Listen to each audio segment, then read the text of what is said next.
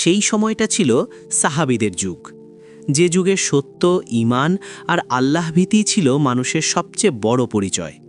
কিন্তু সব যুগেই কিছু মানুষ থাকে যারা নিজের নাফসের কাছে হার মানে। এই গল্পটি তেমনই এক নারীর, যার জীবন ধীরে ধীরে ভুল পথে গিয়ে কিভাবে বদলে গেল সেই কাহিনী। মদিনার এক প্রান্তে বাস করত রাশিদ নামের এক সৎ ও পরেজগার মানুষ। সে ছিল খুবই শান্ত স্বভাবের, হালাল উপার্জনে বিশ্বাসী। তার স্ত্রী ছিল লায়লা, অত্যন্ত সুন্দরী, নম্র চেহারার এক নারী। তাদের একটি ছোট ছেলে সন্তানও ছিল, নাম ইয়াসির। বাইরে থেকে দেখলে তাদের পরিবারকে খুব সুখী মনে হতো, কিন্তু লায়লার অন্তরের ভেতরে চলছিল এক অন্য যুদ্ধ। রাশিদ প্রায়ই ব্যবসার কাজে দূরে যেতে বাধ্য হতো। দিনের পর দিন সে ঘরে থাকত না। প্রথমে লায়লা এই একাকিত্ব সহ্য করার চেষ্টা করেছিল, কিন্তু ধীরে ধীরে তার মন দুর্বল হয়ে পড়তে লাগল। আশেপাশে কিছু লোকের সাথে তার পরিচয় হয়, আর সেখান থেকেই শুরু হয় তার জীবনের পতন। প্রথমে সে শুধু কথা বলতো, গোপনে, লুকিয়ে, নিজেকে বোঝাতো এতে তো দোষের কিছু নেই। কিন্তু শয়তান কখনো এক ধাপে কাউকে বড় গুনাহে ফেলে না। ধীরে ধীরে সে সীমা অতিক্রম করতে শুরু করল। একদিন বিকেলে যখন তার স্বামী শহরের বাইরে, লায়লা ঘরের দরজা বন্ধ করে এক অপরিচিত পুরুষের সাথে দেখা করল। তার বুক কাঁপছিল, মনে ভয়ও ছিল, কিন্তু নফসের টানে সে সেই ভয়কে চাপা দিল। এভাবেই দিন যেতে লাগল। লায়লার এই গোপন জীবন আরও গভীর হতে লাগল। একের পর এক ভুল, একের পর এক গুনাহ, তবুও সে থামছিল না। তার সন্তানের দিকে তাকিয়েও তার মন নরম হচ্ছিল না। কিন্তু আল্লাহ সব দেখেন। একদিন তার ছোট ছেলে ইয়াসির তাকে প্রশ্ন করল, আম্মা, আব্বু তো বলে আল্লাহ সব দেখেন, তাই না? লায়লার বুকটা হঠাৎ ধক করে উঠল। সে একটু থেমে বলল, হ্যাঁ বাবা, আল্লাহ সব দেখেন। ছেলেটা আবার বলল, তাহলে আমরা যদি লুকিয়েও কিছু করি, আল্লাহ কি তখনও দেখেন? এই সরল প্রশ্নটা যেন তীরের মতো গিয়ে লাগল লায়লার হৃদয়ে। কিন্তু সে তখনও নিজেকে সামলে নিল। হ্যাঁ, তখনও দেখেন। ইয়াসির হাসল, তাহলে খারাপ কাজ করলে তো আল্লাহ রাগ করবেন, তাই না? লায়লা কিছুক্ষণ চুপ করে থাকল। তার ভেতরে যেন একটা অস্বস্তি জন্ম নিল, কিন্তু সে আবার নিজেকে শক্ত করে ফেলল। এরপরও সে থামল না। এক রাতে যখন চারপাশ নিস্তব্ধ, লায়লা আবারও তার সেই গোপন সাক্ষাতের জন্য প্রস্তুত হচ্ছিল। দরজার দিকে এগোতেই হঠাৎ সে শুনতে পেল পাশের ঘর থেকে তার ছেলে কাঁদছে। সে ছুটে গেল। ইয়াসির স্বপ্ন দেখে ভয় পেয়েছিল। সে মায়ের গলা জড়িয়ে ধরে বলল, আম্মা, আমি স্বপ্নে দেখলাম আমি একা, কেউ নেই, খুব অন্ধকার। লায়লা তাকে বুকে জড়িয়ে ধরল, কিন্তু আজ তার হৃদয়টা অদ্ভুতভাবে কাঁপছিল।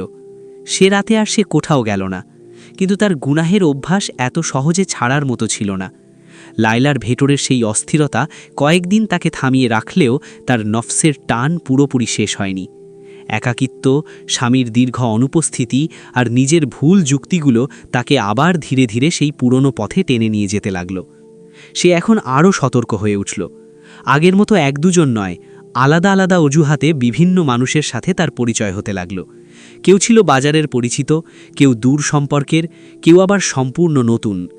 বাইরে থেকে সে ছিল এক সাধারণ গৃহবধূ, কিন্তু অন্তরে তার জীবন হয়ে উঠেছিল দ্বিমুখী।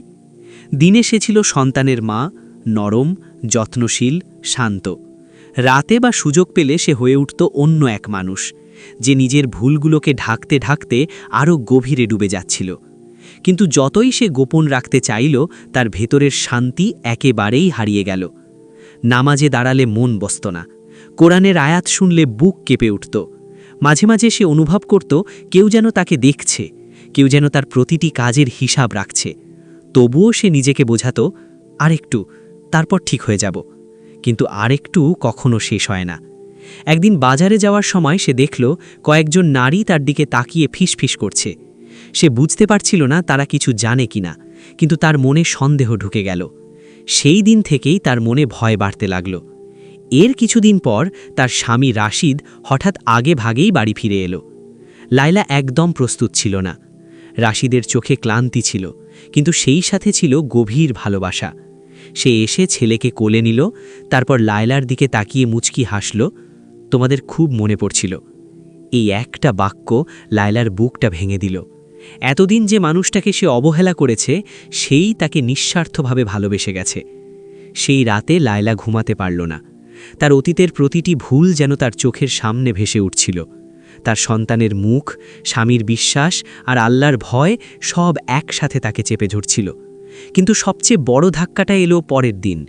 তার ছোট ছেলে ইয়াসির খেলতে খেলতে হঠাৎ বলে উঠল, আম্মা, মসজিদে কাল একজন কাকা বলছিল কেউ যদি লুকিয়ে খারাপ কাজ করে আল্লাহ তাকে একদিন না একদিন মানুষের সামনে প্রকাশ করে দেন।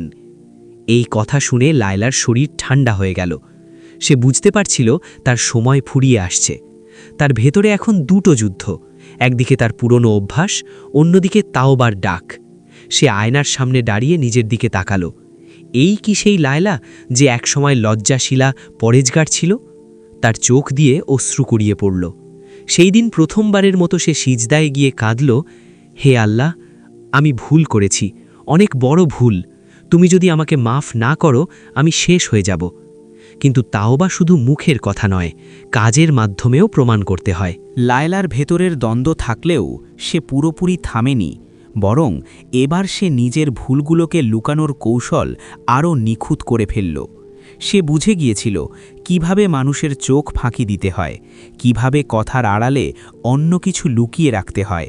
রাশিদ যখন বাড়িতে থাকত, লায়লা তখন একদম নিখুঁত স্ত্রীর ভূমিকায় অভিনয় করত। তার কথাবার্তা, ব্যবহার সব কিছু এতটাই স্বাভাবিক ছিল যে কেউ সন্দেহই করতে পারত না। কিন্তু রাশিদ যখন আবার কাজে বের হয়ে যেত, তখন ধীরে ধীরে সেই গোপন দরজাগুলো খুলতে শুরু করত। সে এখন আর তাড়াহুড়ো করত না, সব কিছু পরিকল্পনা করে করত। কখন বাজারে যাবে, কার সাথে কথা বলবে, কোন পথে যাবে, সব হিসাব করে এগোত। নিজের ভুলকে সে এখন একটা স্বাভাবিক জীবন বানিয়ে ফেলেছিল, যেখানে অনুশোচনা কম, অভ্যাস বেশি। তার চারপাশে কিছু মানুষও ছিল যারা এই ধরনের গোপন সম্পর্ককে খারাপ মনে করত না। তাদের সাথে কথা বলতে বলতে লায়লার ভেতরের ভয় আরও কমে গেল। সে নিজেকে বোঝাতে শুরু করল, সবাই তো করছে, আমি একা না। এই ভুল ধারণাটাই তাকে আরও গভীরে নিয়ে গেল। কিন্তু একটা বিষয় সে বুঝতে পারছিল না, তার ভেতরের শান্তি সম্পূর্ণ হারিয়ে গেছে। আগে যেখানে সে নির্ভয়ে ঘুমাত, এখন সেখানে মাঝরাতে ঘুম ভেঙে যেত। দরজার শব্দ হলেই তার বুক ধক করে উঠত। কেউ যদি হঠাৎ তার নাম ধরে ডাকত, সে চমকে উঠত। তার সন্তান ইয়াসির ধীরে ধীরে মায়ের এই পরিবর্তন টের পেতে শুরু করল। একদিন সে মাকে জিজ্ঞেস করল, আম্মা, তুমি আগের মতো হাসো না কেন? লায়লা উত্তর দিতে পারল না। সে বুঝতে পারছিল তার এই দ্বিমুখী জীবন শুধু তাকে না, তার আশেপাশের মানুষকেও প্রভাবিত করছে। এর মধ্যেই একদিন তার গোপন পরিচিতদের একজন তাকে বলল, সব কিছু তো ঠিকই চলছে, ভয় পাও কেন? লায়লা কিছুক্ষণ চুপ করে থেকে বলল, জানি না, মনে হয় কিছু একটা ঠিক না। লোকটা হেসে বলল, তুমি বেশি ভাবো, জীবনটা উপভোগ করো। এই কথাগুলো শুনে লায়লা আবার কিছুটা নরম হয়ে গেল। তার ভেতরের ভয়কে সে আবার চাপা দিল। কিন্তু বাস্তবতা হলো, ভুল যতই লুকানো হোক, তার প্রভাব লুকানো যায় না। দিন যেতে লাগল, আর লায়লার জীবন ধীরে ধীরে এমন এক জালে জড়িয়ে গেল যেখান থেকে বের হওয়া সহজ ছিল না। তার প্রতিটি পদক্ষেপ এখন তাকে আরও ঝুঁকির দিকে নিয়ে যাচ্ছিল। আর সবচেয়ে ভয়ের বিষয়, সে নিজেই বুঝতে পারছিল না সে কতটা গভীরে ডুবে গেছে। লায়লার জীবন তখন যেন এক অদৃশ্য জালের মধ্যে আটকে গিয়েছিল। বাইরে থেকে সবকিছু স্বাভাবিক, একজন স্বামী, এক সন্তান, এক ঘর, কিন্তু ভেতরে ভেতরে তার প্রতিটি দিন ছিল ভয়, সন্দেহ আর অস্থিরতায় ভরা। রাশিদ কিছুদিন ধরে লক্ষ্য করছিল লায়লার আচরণ আগের মতো নেই। ছোট ছোট বিষয়েও সে অস্থির হয়ে যায়, চোখে চোখ রাখতে চায় না, আর মাঝে মধ্যে এমন কিছু অজুহাত দেয় যেগুলো পুরোপুরি বিশ্বাসযোগ্য মনে হয় না। একদিন বিকেলে রাশিদ হঠাৎ সিদ্ধান্ত নিল সে আজ বাইরে যাবে না, কিন্তু সেটা কাউকে জানাবে না। সে ঘরের এক কোণে নীরবে অবস্থান নিল। লায়লা ভেবেছিল স্বামী আগের মতোই শহরের বাইরে গেছে। কিছুক্ষণ পর সে ধীরে ধীরে প্রস্তুতি নিতে লাগল। তার চোখে সেই পুরনো দ্বিধা আর ভয়ের ছাপ থাকলেও অভ্যাস তাকে আবারও সেই পথে টেনে নিচ্ছিল। ঘরের দরজায় হালকা শব্দ হলো। লায়লা দরজা খুলতেই হঠাৎ সামনে দাঁড়িয়ে রাশিদ। দুজনের চোখে চোখ পড়তেই সময় যেন থেমে গেল। লায়লার মুখ ফ্যাকাশে হয়ে গেল, তার ঠোঁট কাঁপছিল, কিন্তু কোনো শব্দ বের হচ্ছিল না। রাশিদের চোখে ছিল না চিৎকার, না রাগের বিস্ফোরণ, বরং ছিল গভীর কষ্ট, এমন এক নীরবতা যা হাজারটা কথার চেয়েও ভারী। কিছুক্ষণ নীরব থাকার পর রাশিদ ধীরে বলল, আমি কি তোমার এতটাই অযোগ্য ছিলাম? এই একটি প্রশ্ন যেন লায়লার বুক ভেঙে দিল। সে মাটিতে বসে পড়ল, কাঁদতে লাগল, কিন্তু এই কান্না তখন আর কিছুই বদলাতে পারছিল না। পরের কয়েকদিন তাদের ঘরে এক অদ্ভুত নীরবতা নেমে এলো। কথা কম, দৃষ্টি এড়িয়ে চলা, সব কিছুই ভেঙে পড়া এক সম্পর্কের চিত্র হয়ে উঠল। শেষ পর্যন্ত রাশিদ সিদ্ধান্ত নিল, এটা শুধু তার ব্যক্তিগত বিষয় না, বরং এর বিচার হওয়া উচিত। সে লায়লাকে নিয়ে গেল এক সম্মানিত সাহাবীর কাছে, যিনি ন্যায় বিচার, জ্ঞান আর তাকওয়ার জন্য পরিচিত ছিলেন। সেখানে উপস্থিত ছিল আরও কয়েকজন মানুষ। সাহাবী ধীর স্বরে বললেন, তোমরা কেন এসেছ? রাশিদ মাথা নিচু করে বলল, আমি সত্য জানতে চাই আর ন্যায় বিচার চাই। লায়লা তখন কাঁপছিল, তার মনে হচ্ছিল এই মুহূর্তেই তার সব কিছু শেষ হয়ে যাবে। সাহাবী তার দিকে তাকিয়ে বললেন, তুমি যা করেছ সেটা কি তুমি স্বীকার করো? লায়লার চোখ দিয়ে অশ্রু গড়িয়ে পড়ছিল। কিছুক্ষণ চুপ থাকার পর সে মাথা নিচু করে বলল, আমি ভুল করেছি। কিন্তু ইসলামের বিধান শুধু আবেগ দিয়ে চলে না, এর জন্য প্রমাণ, সাক্ষ্য সব কিছুই জরুরি। সাহাবী আবার বললেন, কোনো অভিযোগ প্রমাণ ছাড়া প্রতিষ্ঠিত হয় না। 4 জন সাক্ষী আছে কি? রাশিদ নীরব হয়ে গেল। সে যা দেখেছে সেটা তার নিজের চোখে, কিন্তু ইসলামী আইনের দৃষ্টিতে সেটা প্রমাণের জন্য যথেষ্ট নয়। এই মুহূর্তেই পরিস্থিতি আরও জটিল হয়ে উঠল। একদিকে স্ত্রীর স্বীকৃতি, অন্যদিকে আইনের কঠোর শর্ত। লায়লা মাথা নিচু করে কাঁদছিল। তার মনে হচ্ছিল এই পৃথিবীতে তার আর কোনো জায়গা নেই। কিন্তু সেই সাহাবীর চোখে ছিল গভীর প্রজ্ঞা। তিনি জানতেন এখানে শুধু একটি অপরাধের বিচার না, বরং একটি ভাঙা পরিবার, একটি সন্তানের ভবিষ্যৎ, সব কিছু জড়িয়ে আছে। তিনি ধীরে বললেন, আল্লাহর রহমত অনেক বড়, কিন্তু তার বিচারও কঠিন। ঘরের ভিতর নীরবতা নেমে এলো। সবাই অপেক্ষা করছিল কি সিদ্ধান্ত আসবে। লায়লার বিচার সেই সম্মানিত সাহাবীর সামনে শুরু হলো।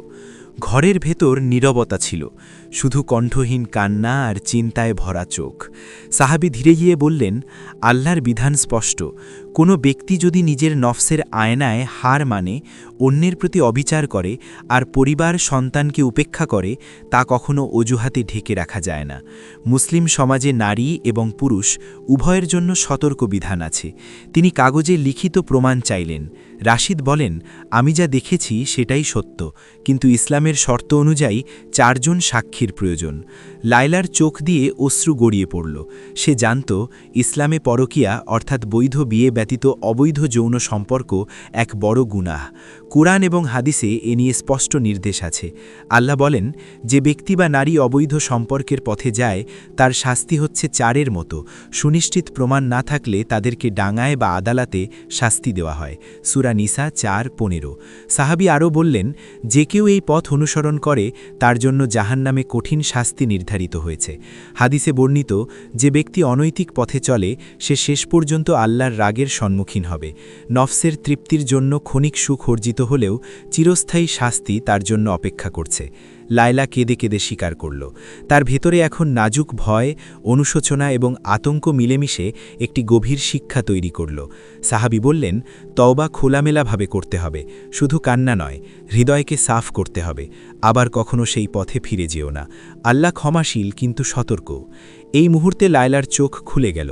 তিনি বুঝলেন তার প্রতি আল্লাহর দৃষ্টি সব সময় ছিল, আর সমাজের ন্যায় বিচার তাকে শুধরে দিতে এসেছে। তার স্বামীর চোখের গভীর কষ্ট তাকে আরও আঘাত করল। এই বিচার কেবল ব্যক্তিগত নয়, এটি ছিল সমাজ, পরিবার এবং আল্লাহর কাছে দায়িত্বের শিক্ষা। লায়লা তখন ঠিক করল, যা হয়েছে তা আর পরিবর্তন করা যায় না, কিন্তু বাকি জীবন সততা, প্রার্থনা এবং তাকওয়ার মাধ্যমে কাটাতে হবে। তার এই জ্ঞান যে পরকীয়া শুধুমাত্র ক্ষণিকের তৃপ্তি, চিরস্থায়ী শাস্তির পথ, তার মনে গভীর প্রভাব ফেলল। লায়লার বিচার শেষ হল। সাহাবী ধীরে বললেন, তুমি নিজের ভুল স্বীকার করেছ। ইসলামে পরকীয়া শুধুমাত্র নৈতিক দোষ নয়, এটি আল্লাহর নিকট এক বড় গুনাহ। কোরআনে স্পষ্টভাবে বলা হয়েছে যে যিনি বা যারা অবৈধ সম্পর্কের পথে চলে তাদের জন্য চরম শাস্তি রয়েছে। শাস্তি শুধু পৃথিবীতে নয়, বরং আখেরাতে জাহান্নামে চিরস্থায়ী। হাদিসে বর্ণিত সেই নারীরা এবং পুরুষরা যারা এই পথে যায়, আল্লাহ তাদের জন্য জাহান্নামের আগুন নিশ্চিত করেছেন। সেখানে চামড়া, মাংস আর অন্তরের যন্ত্রণা অমোঘ। তাদের জন্য কোনো শান্তি নেই, কেবল চিরস্থায়ী তপ্ত শাস্তি। লায়লা মাথা নিচু করে কেঁদে কেঁদে জানল, যতদিন জীবন থাকবে তার ভুল আর আল্লাহর রাগ কখনো ভুলে যাওয়া যাবে না। সে বুঝতে পারল যে নফসের ক্ষণস্থায়ী আনন্দের বিনিময়ে চিরস্থায়ী শাস্তি এবং জাহান্নামের শিখা অপেক্ষা করছে। তার অন্তর ভয়, অনুশোচনা আর শিক্ষা নিয়ে পরিপূর্ণ হল। সেই দিন থেকে লায়লার জীবন বদলে গেল। তার হৃদয় পুরোপুরি সচেতন হল যে কোনো ভুল পদক্ষেপ আল্লাহর বিচার থেকে রক্ষা পায় না, আর যা কখনো বৈধ নয় তার ফলাফল চিরস্থায়ী। পরকীয়া তার জীবনকে ধ্বংসের পথে নিয়ে গেছে এবং জাহান্নামের শাস্তি সেই পথের চূড়ান্ত পরিণতি। গল্প এখানেই শেষ হল, একটি সতর্ক বার্তা হিসেবে যে ভুল পথ কখনো কখনো প্রলোভন দেখালেও আল্লাহর ন্যায় বিচার ও আখিরাত